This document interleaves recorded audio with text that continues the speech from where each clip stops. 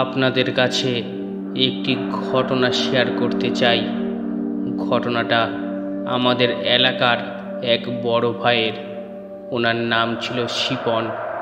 তার ঘটনাটা আমার কাছে খুব ভয়ানক লেগেছে, তাই আপনাদের কাছে এই ঘটনাটা মেল করে পাঠালাম। শিপন ভাই আমাদের কাছে ঘটনাটা যেভাবে বলেছিলেন আমি ঠিক সেইভাবে আপনাদের সামনে তুলে ধরলাম। 7-8 বছর আগের ঘটনা। আমরা তখন চট্টগ্রাম পুরানো রেল স্টেশনের এক পাশে থাকতাম। আমি তখন পুরো মাদকাসক্তা ছিলাম। প্রতিদিন রাতে বন্ধুদের সাথে রেল লাইনে আড্ডা দিয়ে মদ, গাঁজা, হিরোইন খেতাম। আমাদের পছন্দের আড্ডা দেওয়ার জায়গাটা ছিল 2 রেল লাইনের মাঝ বরাবর, মানে আমাদের ডান পাশেই ট্রেন চলাচল করত। জায়গাটা পুরো অন্ধকার ছিল, ঝোপঝাড় গাছপালায় ভরা। স্টেশন গার্ড ছাড়া দিনের বেলায় কেউ সাহস করত না ওখানে যেতে। সবাই ওই জায়গাটাকে ভয় পেত, বলতো ওখানে নাকি অনেক মানুষ মারা গেছে ট্রেনে কাটা পড়ে। আমরা এইসব পাত্তা দিতাম না, বরং আমাদের জন্য সুবিধাই হতো। মাঝে মধ্যে দিনেও নেশা করতাম ওখানে গিয়ে।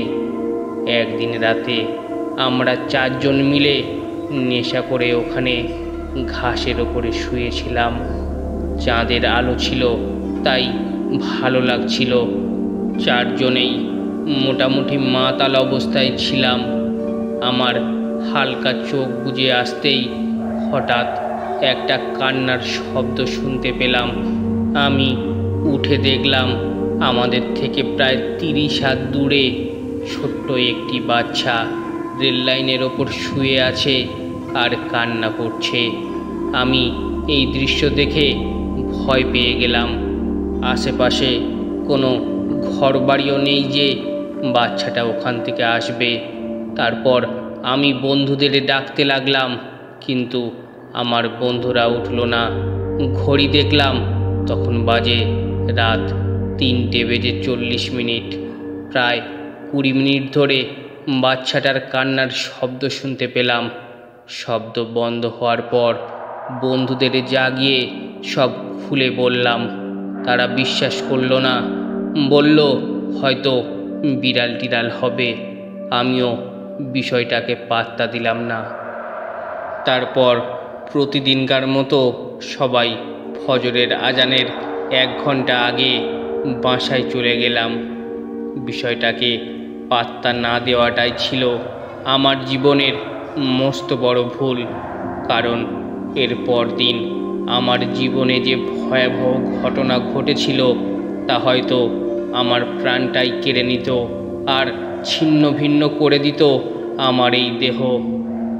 ঠিক এরপর দিন আমরা 4 জন মিলে আবারও সেখানে আড্ডা দিই। কাঠ খেলার জন্য আমরা প্রচুর পরিমাণে ড্রিঙ্কস করি। তারপর আমরা আগের মতো ওখানে শুয়ে পড়ি। ঠিক রাত 3টার দিকে বন্ধুরা আমাকে জাগিয়ে তুলল। বলল তাদের নাকি শরীর খারাপ লাগছে, 2 জন বমিও করছে। তারা আমাকে বাসায় চলে যেতে বলল। তারাও চলে যাচ্ছে, কিন্তু ড্রিঙ্কস বেশি করাতে আমার পুরো মাথা ধরে ঝিমঝিম করছিল। আমি ঘুমের ঘোরে তাদের যেতে বললাম, কিন্তু ফ্রেন্ডরা আমাকে বারবার জাগিয়ে তুলতে লাগলো আর আমি বিরক্ত হয়ে তাদের যেতে বললাম আর শুয়ে পড়লাম। তারাও বিরক্ত হয়ে চলে গেল।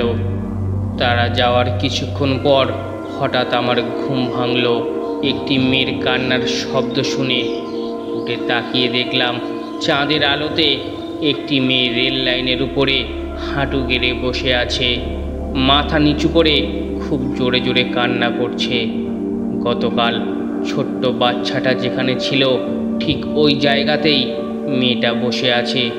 মেয়েটা এত জোরে কান্না করছিল যে মনে হচ্ছিল কেউ তাকে মারছে। আমি ঘুম থেকে উঠে ওই মেয়েকে দেখে ভয় পেয়ে যাই। পরে ভাবলাম হয়তো রেল স্টেশনের পাগল টাগল হবে। সাহস করে এই কে রে এই বলে কয়েকবার ডাক দিলাম, কিন্তু কোনো রিপ্লাই পেলাম না। মেয়েটা কেঁদেই চলেছে।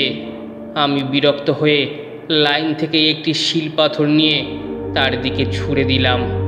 পাথরটা মেয়েটার পাশে পড়তেই কান্নার শব্দ থেমে গেল। তারপর মেয়েটা আমার দিকে তাকালো। তার চেহারাটা ঠিক বুঝে ওঠার আগেই সে রেল লাইন থেকে হেঁটে পাশের ঝোপের ভিতরে চলে গেল।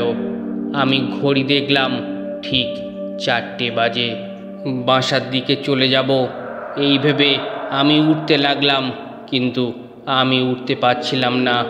মারাত্মক ব্যথা করছিল ঘাড়ে। অনেক কষ্টে দাঁড়ালাম, কিন্তু শরীর নাড়াতে পারছি না। খুব বাজে একটা গন্ধ নাকে লাগছিল।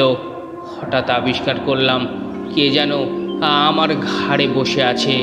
তার 2 পা আমার গলার 2 পাশ দিয়ে এসে ঝুলছে এবং 2 হাত দিয়ে সে আমার মাথার চুল ধরে টানছে আর মুখে খামচি দিচ্ছে।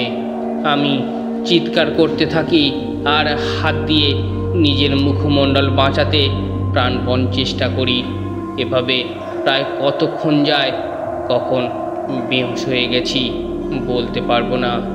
হুঁশ ফিরে আসার পর নিজেকে বাসার বিছানায় দেখলাম। পাশে আম্মু আব্বু বসে আছে। তারা আমাকে জিজ্ঞেস করলো, কী রে, কী হয়েছিল তোর, মুখে কাটলো কিভাবে?